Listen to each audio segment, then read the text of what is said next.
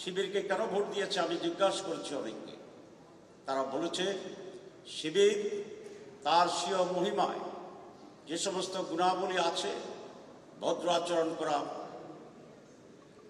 Constructive কাজ করা, ছাত্রছাত্রীর কল্যাণে মনোযোগ দেওয়া, তার পাশাপাশি অত্যন্ত গুরুত্বের সাথে যেটা বলেছেন যে শিবিরের প্যানেলে যারা আছে তারা একাডেমিক্যালিও অনেক সাউন্ড এবং স্পেশাল।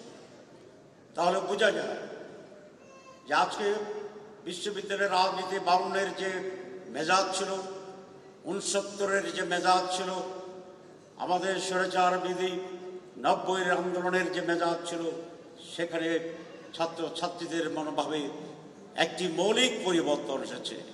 তখন রাস্তার বিপ্লবী চেতনাই ছিল তাদের মূল সম্বল।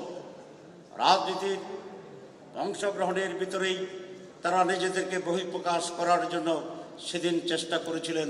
কিন্তু আজ বিশ্ববিদ্যালয়ের ছাত্রছাত্রীরা তার চেয়ে বেশি গুরুত্ব দেয় একাডেমিক এক্সপানশনের উপরে, একাডেমিক কোয়ালিটির উপরে, একাডেমিক অ্যাডভান্সমেন্টের উপরে।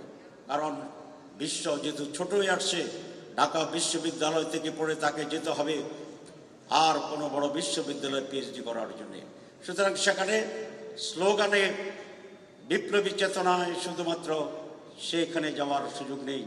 সেখানে কম্পিটিশন হবে আপনার ক্যারিয়ারের, একাডেমিক আপনার কোয়ালিটির জন্যে। তাই তারা এই কথাই মনে করে যারা একাডেমিক্যালি এবং অন্যান্য পজিটিভ জায়গায় ছাত্র সমাজকে এক্সাম্পল তৈরি করে দিতে পারবে, they will be the leaders of the students. It is proof now. এটাকে আমাদের গুরুত্ব দিতে হবে। শেষ কথা, জুলাই বিপ্লব বিশ্ববিদ্যালয়ের ছাত্রদের রক্তের বিনিময় হয়েছে নেতৃত্বের জায়গায়। সারা দেশ তাদের সাথে ছিল, কোনো সন্দেহ নেই। আপনাদের সেই সংগ্রাম ফ্যাসিবাদকে বিতাড়িত করেছে ভারতে, কিন্তু এই সংগ্রাম শেষ হয়নি।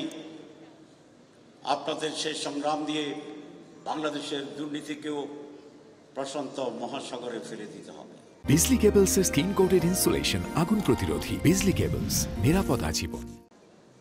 আপনাদের এই সংগ্রামের কন্টিনিউশন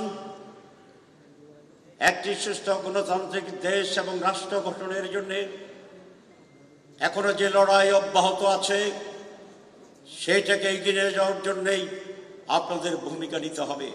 আজ সংস্কার নিয়ে যে জটিলতা তৈরি করেছে পরিকল্পিতভাবে, একটি সুষ্ঠু নির্বাচনের জন্য যেই পাটাতন্ত্রের কথা, সেইখানে সমস্যা তৈরি করা হচ্ছে যে ইচ্ছাকৃতভাবেই কোনো একটি অশুভ শক্তি এখনই এটাকে থামিয়ে দেওয়ার জন্যে সেই ডাকসু, রাকসু, জাকসু, চাকসু এবং ছাত্র সমাজকে আবার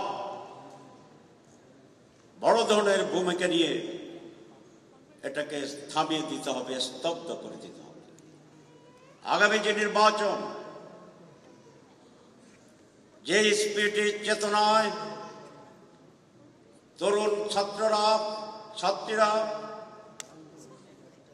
একটি আদর্শবাদী দলকে সমর্থন দিয়েছিল বা এখনো দিয়ে যাচ্ছে, আগামী নির্বাচনের 4 কোটি তরুণ ছাত্র সমাজের যেন সেই ধারাবাহিকতায় বাংলাদেশের একটি পজিটিভ পরিবর্তনের জন্য সিদ্ধান্ত নিয়ে আদর্শবাদী দল এবং দল সমূহকে বিজয়ী করে এবং সেই বিজয়ের জন্য মাঠে অংশগ্রহণ করে, সেইভাবে তরুণ সমাজের মাইন্ডকে প্রস্তুত করার জন্য আপনাদের এখন থেকে ভূমিকা নিতে হবে।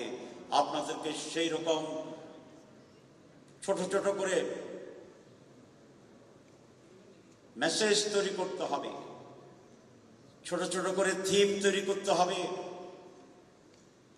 ছোট ছোট করে আইডিয়া তৈরি করতে হবে এবং সারা বাংলাদেশে তরুণদেরকে সেই স্পিরিটে গ্রামে গ্রামে, বাড়িতে বাড়িতে গিয়ে মানুষকে সংগঠিত করার জন্য যে ঢেউ, যে ওয়েভ, যে হাই, যে স্রোত, সেটাকে তৈরি করার জন্য right now you have continue your efforts, সেটাকে অব্যাহত রাখতে হবে।